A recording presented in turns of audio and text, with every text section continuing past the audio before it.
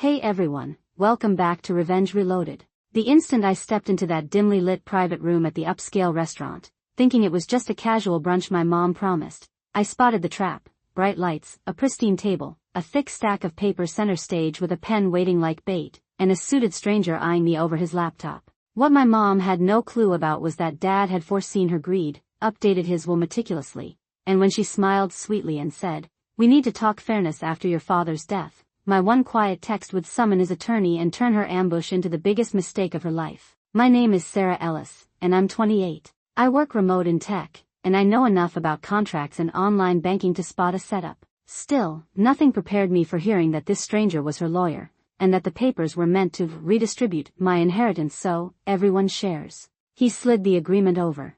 Mom folded her hands like a judge.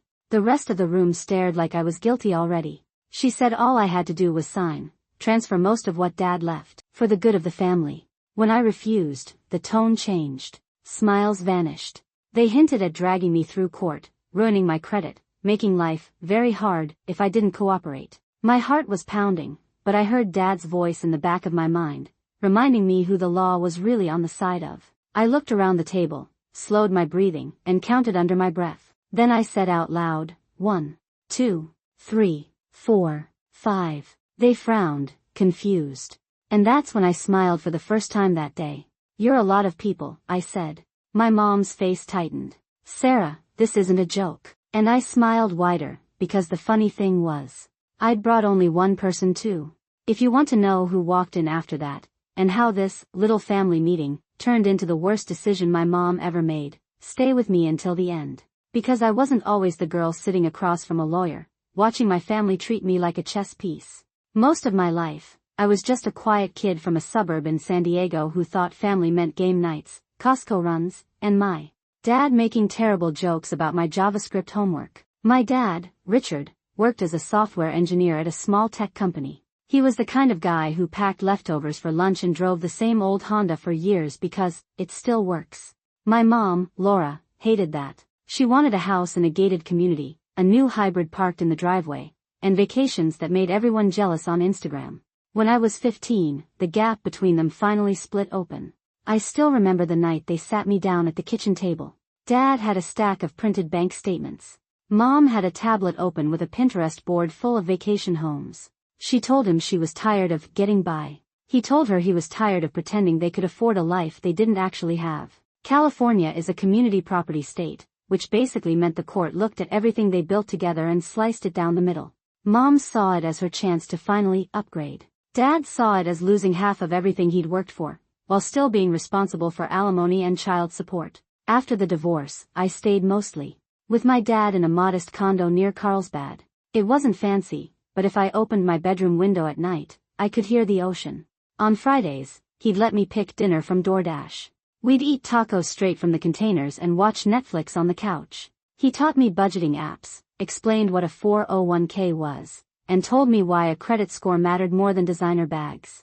While other kids had parents bragging about new cars, my dad bragged about paying off his credit card in full every month. My mom, meanwhile, moved up the coast to Orange County and reinvented herself overnight. She married Victor, a charming real estate agent who specialized in selling homes that looked like they belonged on TV. Suddenly her Facebook was full of backyard barbecues, wine tastings, and glossy, blessed posts. She had 2 new kids, Mia and Ethan, and every Christmas photo had matching outfits. Technically, I was still her daughter, but most days I felt like a guest star in the perfect family she was trying to build. Every time I scrolled past her posts, it was the same thing. So proud of my amazing family. Blessed to be living my best life. I wasn't in the pictures. She didn't call to ask how my exams went. She didn't ask what I wanted after high school. She called to tell me Mia made varsity, or Ethan won some tournament. The only time my name came up was when she complained about my dad, usually about money. My dad would come home from those calls a little quieter, a little more tired, but he always bounced back. He'd throw on an old movie and make popcorn on the stove. On weekends, we'd hike the local canyons, or drive up the coast on cheap day trips. He'd point at cliffside houses and say, "People obsess over getting these, but they still go to bed with the same problems everyone else has." He kept our life simple, but it felt honest. At night, when I was worried that somehow I was the reason everything fell apart, he'd sit on the edge of my bed and tell me, you don't owe anyone your future just because you share their last name. Back then, those words sounded dramatic, like something a movie dad would say. I didn't know he was quietly updating his will, meeting with a lawyer, and making sure that if anything ever happened to him, I wouldn't be at the mercy of my mother's idea of fair. I thought the hardest part of my life was behind me when the divorce finalized and everyone moved on. I had no idea one late night drive down the I-5 years later would turn my dad's quiet money lessons into a full-blown war over everything he left behind. You grow up with a dad who double-checks every seatbelt and reroutes around traffic, just to be safe. You never imagine a car accident is how his story ends. But that's exactly what happened. One rainy Tuesday night, he was driving back down the I-5 after staying late at the office to finish a release. A drowsy driver drifted across lanes. It was a chain reaction. By the time highway patrol called me, my dad was already gone. The world went silent in that way it does when someone pulls the plug on your entire life. The funeral was small and simple, like he would have wanted. A few coworkers. A couple neighbors. And then my mom showed up dressed in black like a movie widow. Victor was beside her. Mia and Ethan stood behind them like props. My mom cried loudly enough for everyone to hear, hugging people she hadn't spoken to in years, telling anyone who would listen how heartbroken she was. I stood next to my dad's urn and thought, you didn't love this man. You loved what you thought he could give you. After the service, while people were drifting to the parking lot, a woman in a navy blazer and practical heels approached me. She introduced herself as Elena, my dad's attorney. We sat at a metal picnic table outside the church, the air thick with flowers and coffee. Elena explained that my dad had been extremely thorough. He'd updated his will more than once after the divorce because he was concerned my mother might pressure me. In other words, he knew she would come for his money the second he was gone. According to the will, everything that was unquestionably his separate property after the divorce, plus everything he built since, went to me. The Carlsbad condo, his tech stocks, some Apple, some index funds, his IRA, his 401k rollovers. It wasn't billionaire money, but it was careful, solid wealth from a man who spent his whole life being responsible. I felt guilty, like I should have been relieved. Instead, I just felt devastated, and weirdly proud. Like he had managed to protect me even from beyond the grave. Elena explained the probate process, how the court would validate the will and oversee transfers. She looked me in the eye and said, your father was very clear, Sarah. He wanted you to control your future without interference. That word, interference, hung in the air like a storm cloud. Right on cue, my phone buzzed. A text from my mom, a long paragraph about how we need to talk, how your father would want you to think about the whole family. How we should handle the estate like adults. She didn't ask how I was holding up. She asked when we could discuss the numbers.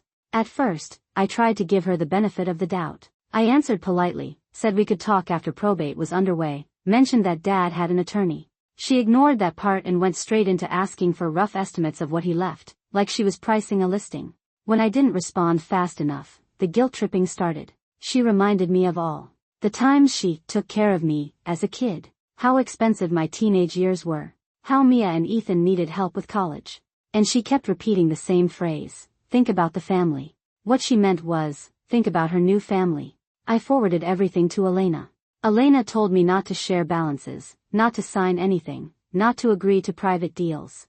If my mom wanted to contest the will, she could hire her own lawyer and file in court, but based on the paperwork my dad prepared, it would be a long shot. I decided to trust the woman my dad trusted, even if it meant disappointing the woman who gave birth to me. As my mom's manipulation shifted into mild threats, she started leaving voicemails about how expensive lawyers are, how this could drag on for years, how my credit could be affected if things got messy. Then she'd sprinkle in something sentimental like, I'm just trying to look out for you, before sliding into, you don't want this to get ugly, do you? It felt like a sales pitch wrapped in a Hallmark card.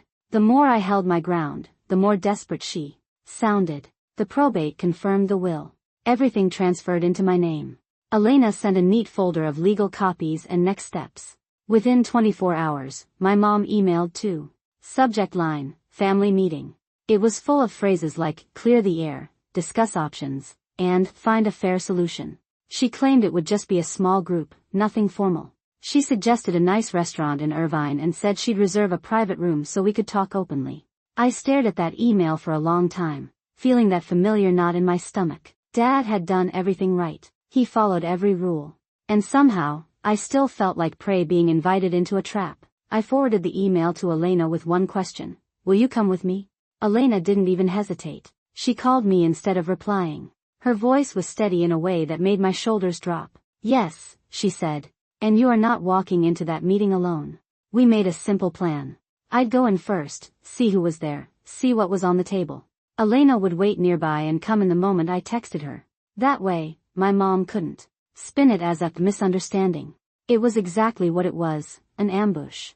The day of the meeting, I drove to Irvine with a folder in my bag. Inside were copies of the will, the probate confirmation, a notepad full of dates and summaries of every voicemail and guilt-soaked text my mother had sent since the funeral.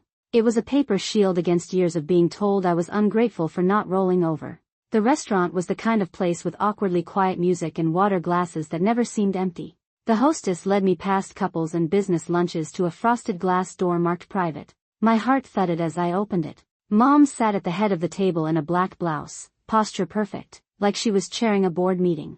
Victor sat to her right in an expensive blazer. Mia and Ethan were there too. And on the other side of the table sat a gray-suited man with a sleek laptop. No menus. No food. Just water, a stack of papers, and a pen aligned perfectly on top. Sarah, you made it, my mom said, like I showed up early to help decorate a party. We just want to talk. The suited man stood and offered his hand. Daniel, he introduced himself, an attorney. He said he was helping the family explore options regarding my father's estate. The word family made it sound like we were all equals here, sharing the same loss. I sat down slowly and noticed the top page of the stack. My name, legal language, terms like redistribution, voluntary agreement, irrevocable. My stomach flipped. Before you panic, my mom said, leaning forward with that practiced sympathetic face, we just want to make sure everyone is provided for. Your father's will didn't consider the reality of the family. Now things are different. She gestured to Mia and Ethan like they were line items in a budget. College is expensive. Life is expensive. This is about fairness. Daniel explained the document was a family settlement agreement that would allow me to transfer a reasonable portion of my inheritance into a shared trust. Reasonable, according to the numbers, meant about 65%. He said it like he was suggesting we split a check. My dad worked overtime. He drove the I-5 at night. He skipped vacations for years. And now I was being told that honoring his choices was selfish. No one is trying to take anything from you, my mom said, almost funny, considering the contract literally existed to take things from me. We just don't want this to become a long, ugly legal fight. That could hurt your credit, your future. Let's handle this privately, like adults. I thought about her texts, her voicemails, the way her voice sharpened whenever she said the word fair. I thought about my dad telling me I didn't owe anyone my future just because I shared their last name. I took a breath. So, I said carefully, if I don't sign, what happens? The temperature in the room dropped. Victor shifted. Mia stared at the table. Ethan kept looking at his phone like he wished he was anywhere else. Daniel folded his hands and gave me a look that might have been kind if it wasn't calculated. He said things could get complicated. There could be delays, legal fees, public records. It could affect how quickly I could move assets. We're trying to avoid that, he said. My mom jumped in, her voice tightening enough that the mask slipped. You're being given a chance to show you care about this family. You're not the only one who lost something, Sarah. Mia is applying to colleges. Ethan has his whole future ahead of him. Then she leaned in closer. We're asking you to do the right thing. I looked at each of them. The lawyer ready to bill by the hour. Victor married into my mother's status hunger. 2 teenagers raised in a world where I was a footnote, and my mother, who could talk about love while pushing a pen into my hand. I could feel my pulse in my fingertips. But my voice came out calm. How many people are there again? I asked softly. My mom frowned. What does that have to do with? I let my eyes slide around the table, as if I was counting place settings. 1, I said, nodding toward Mom. 2, toward Victor. 3, Daniel. 4, Mia. 5, Ethan. The room went quiet except for the low hum outside the door. You're a lot of people, I said, meeting my mom's eyes. Confusion flickered across her face, then irritation. Sarah, this isn't a joke. And that's when I smiled. Right, I said. It's not. I reached down, pulled my phone from my bag, and tapped out a single word I already had drafted before I arrived. Then I set the phone face down next to the pen. The funny thing is, I added, I brought only one person too. A soft knock came a few seconds later, sharp, precise. The hostess opened the door just enough to let a woman in a navy blazer step through, folder in hand, calm professional smile on her face. "Hi, Laura," Elena said politely. "I hear you wanted to talk about Sarah's inheritance." After that, my mom stopped pretending. She didn't act hurt anymore. She acted like someone who just lost a bid on a very expensive house. She walked out stiff and silent. Victor followed, murmuring about options. Daniel shut his laptop like he was annoyed he had to do actual work now. Elena and I stayed behind for a few minutes, long enough for my hands to stop shaking. She told me I handled it exactly right. I had every legal right to say no. And if my mother tried anything else, we would deal with it. I wanted to believe that was the end. It wasn't. For about 3 days, my phone was quiet. No guilt tripping. No voicemails. I almost let myself think Elena's presence scared my mom straight. Then the messages started again, colder this time. My mom sent a long text about how disappointed she was, how my father would be ashamed, how money had changed me. She hinted that if I kept being stubborn, I might regret how complicated things can get with paperwork and accounts. It wasn't a brunch meeting tone anymore. It was a warning. I forwarded everything to Elena. She told me to keep every message and not respond. Then she added something that made my stomach twist. If she can't move you emotionally, she may try to move you financially. That night, I sat at my kitchen counter with my laptop open and went through every account. I changed passwords, turned on two-factor authentication, updated security questions, and froze my credit with all 3 bureaus. Dad used to say, "In this country, your data is worth more than the cash in your wallet." I didn't feel the weight of that until I was clicking through settings with my heart pounding, realizing my mother knew every childhood detail banks used to verify identity. A few days later, I got an email. That looked exactly like something my bank would send. Same logo, same colors, same template. Subject line, important action required. The only reason I hesitated was the timing. I had just updated security. The universe rarely nudges that hard. Instead of clicking, I hovered over the link. The URL was close, but not quite right. A fake domain you'd only notice if you were already suspicious. My skin went cold. Someone wasn't guessing my bank. They were paying attention. I called the bank using the number on the back of my card. They confirmed they hadn't sent anything. And there had been at least one failed login attempt from an unfamiliar device on one of my investment accounts. I locked everything down further and filed reports with the bank's fraud department. I also submitted a complaint to the FBI Internet Crime Complaint Center, IC3, with screenshots and notes. It felt surreal, explaining to a detective that my own mother might be trying to fish her way into my accounts. Next, I started thinking about physical security too. I ordered a Ring doorbell camera and a couple small security cameras like some people impulse buy shoes. 2 days later, the boxes arrived. Installing them made me feel ridiculous and empowered at the same time. I walked around the condo with my phone, checking angles, making sure the mailbox area and doors were in view. It felt dramatic, until I pictured my mom leaning over my mailbox, or sitting in a car outside, connecting to my building Wi-Fi like the internet owed her a cut. For a while, nothing happened. Then one Tuesday afternoon, 2 weeks later, while I was in a Zoom stand-up, my phone buzzed. Ring alert. Someone is at your building.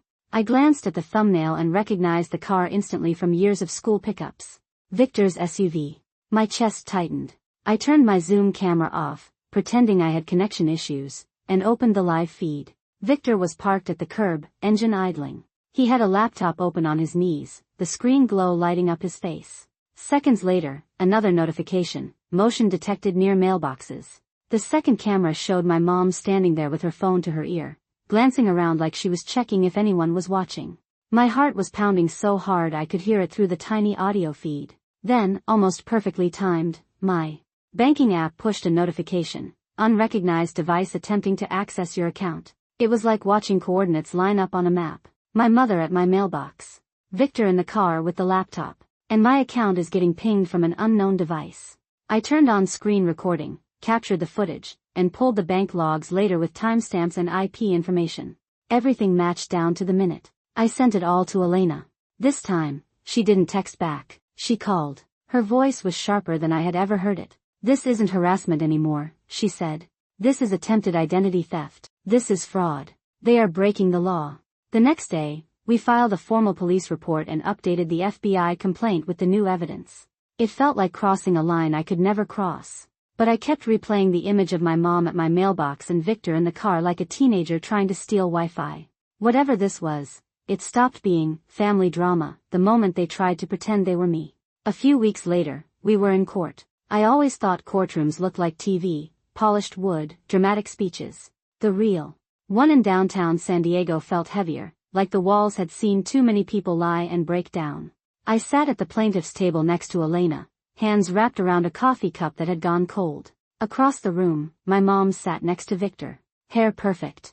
Makeup perfect. The outfit chose to scream, responsible citizen, instead of, woman who tried to steal her daughter's inheritance. Their lawyer was different this time, older, polished, the kind of man who probably believed he could talk anyone into anything.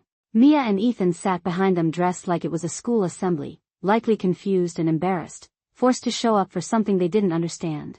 When the judge walked in, everyone stood. My knees wobbled, not from fear of the judge, but from the fact that I was about to listen to my own mother described as a criminal. The prosecutor laid it out calmly: attempts to access protected accounts, fraudulent emails, coordinated behavior captured by video and logs. No drama. Just facts stacked on facts until the tower was too high to deny. Elena's exhibits appeared on the screen: the mailbox footage, Victor in the SUV, the failed login timestamps, the fake email link, the messages from my mom hinting paperwork could get complicated. Their lawyer tried to spin it as a misunderstanding. Claimed they were trying to access an old joint account. I claimed I was paranoid, resentful, and dramatic. Then Elena stood, calm, precise. She reminded the court the will had been probated. The accounts were mine. There was no gray area. She played a voicemail where my mom's sweet voice sharpened into threat. When I took the stand, I didn't perform. I told the truth the same way my dad would describe a bug report: steady, clear, documented. Family meeting. Settlement agreement. Pressure. Threats. Security changes. Bank confirmations. Watching the ring footage live. The prosecutor asked how it felt to realize my own mother was behind it. My throat tightened, but I answered honestly. It felt like watching someone reach into my chest and try to take the last piece of my dad that I still had. When it was over, the judge took time flipping through documents. The room held its breath. My mom stared straight ahead, eyes shiny, but I didn't trust those tears anymore. Then the judge spoke. He said the evidence showed clear attempts to gain unauthorized access using deception. Using personal familiarity and prior knowledge to impersonate someone wasn't a misunderstanding. It was a fraud. No large sums had been stolen, but intent mattered. The judge found my mom and Victor guilty of charges related to attempted identity theft and fraud. The sentence wasn't some dramatic TV prison term. It was something that hurts longer. Heavy fines, tens of thousands. Restitution for legal costs. Probation that meant their financial moves would be monitored. A required financial crimes program. And then the restraining order Elena requested: 5 years, no direct or indirect contact, no coming near my home or workplace, no messing with anything tied to my name. The judge also referred Victor's case to the Real Estate Licensing Board. I saw the exact moment Victor understood what that meant. His shoulders sagged like someone had just removed a key piece from the board. No license. No luxury listings. No easy commissions. No fuel for my mom's curated online life. What surprised me most wasn't the legal part. It was the silence afterward. My mom didn't chase me down to beg. She didn't scream. She didn't throw a fit. She just stared at the floor like her carefully arranged life was crumbling in a way she couldn't fix with a filter or a caption. Years of posting about being blessed, and now she couldn't meet anyone's eyes. I walked past her without stopping, not to be cruel, but because there was nothing left to say that the judgment hadn't already said better. For the first time since my dad died, it felt like the ground under my feet belonged to me again. Not to my mother's version of family, not to her hunger disguised as fairness, but to the girl my dad raised, who learned real value, real protection, and real boundaries. Even when the person trying to take your future shares your last name. Weeks after the verdict, my life didn't turn into some glossy before and after montage. But the silence in my condo felt like peace instead of loneliness. I woke up without panic checking my phone, expecting a new threat or guilt voicemail. My notifications were normal: Slack pings, work emails, Sprint reminders, budgeting app updates.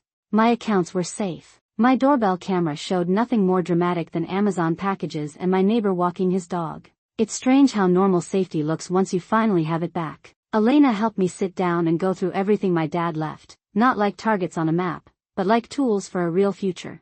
I diversified some of his stocks into broad funds, set up an emergency fund, created a retirement plan that would have made him proud. Instead of feeling guilty when I opened my banking app, I felt capable, like I wasn't just holding what he gave me, but honoring it by growing it. I kept my remote tech job. Same condo. Some mornings I sat at the dining table with coffee from the drive-thru down the street and looked at the empty chair where my dad used to sit with printed code and his mug. It still hurt, but in a clean way, like a scar that finally healed. Therapy helped too. I found a counselor who specialized in grief and family trauma. She didn't flinch when I said, "My mom tried to steal my inheritance." We talked about boundaries. About how family is supposed to protect you, not burn you. About carrying my dad's memory without carrying my mother's choices. Slowly, the knot in my chest loosened. I stopped chasing a fantasy family that never really included me. Instead, I started showing up in places where I was actually wanted. A local yoga studio. A women in tech meetup. Communities that didn't need my last name to decide my worth. I even cleaned up my anonymous Reddit story into a cautionary guide. How to document financial abuse. How to protect your accounts. How to recognize when family money talks crosses into manipulation. I donated to an identity theft victim organization using a small piece of what my mom tried to take. I didn't post it online. I just saved the confirmation email in a folder titled, "Dad would like this." As for my mom, consequences did their job. Fines and legal fees forced her to sell the big house she used to brag about. Victor's license issues meant fewer deals, less income, fewer posts about closing another dream home. Their Instagram slowed, then shifted from champagne sunsets to vague quotes about starting over. None of those posts had my name in them. The restraining order kept them out of my inbox and away from my door. Mia and Ethan didn't reach out. I didn't chase them. Maybe one day, when they're older, they'll understand what really happened. Maybe they'll hate me. Maybe they'll quietly realize the truth. Either way, that choice belongs to them, not me. People sometimes say, "But she's still your mother." Like biology is a moral shield. What I learned is, shared DNA doesn't give anyone the right to your future. Love is proven by how people protect you when it's inconvenient, not by how loudly they say, "family," when money is on the table. My dad's real inheritance wasn't the condo or the accounts. It was the lessons, the spreadsheets, the credit score, the idea that integrity matters even when no one's watching, the courage to say no in a room full of people who want to take everything. If you've never been through a family fight over money, I hope you never do. But if you're sitting there right now with a knot in your stomach, watching someone you love twist your loyalty into leverage, hear me clearly, you are not selfish for protecting what is yours. You are not cruel for setting boundaries. You are not a bad son or daughter for refusing to be scammed by someone who happens to share your last name. In a world where life is tied to passwords, accounts, and paper trails, one of the most important things you own is the ability to say, no. It stops here. My mom thought she could trick me into handing over my inheritance. But she didn't count on what my dad had already given me, something worth more than every dollar she chased, the knowledge that Real family protects your future. It doesn't steal it. Thanks so much for watching. More of my most gripping stories are already on your screen. Click one now and don't miss the best part. You will love it. See you in the next story.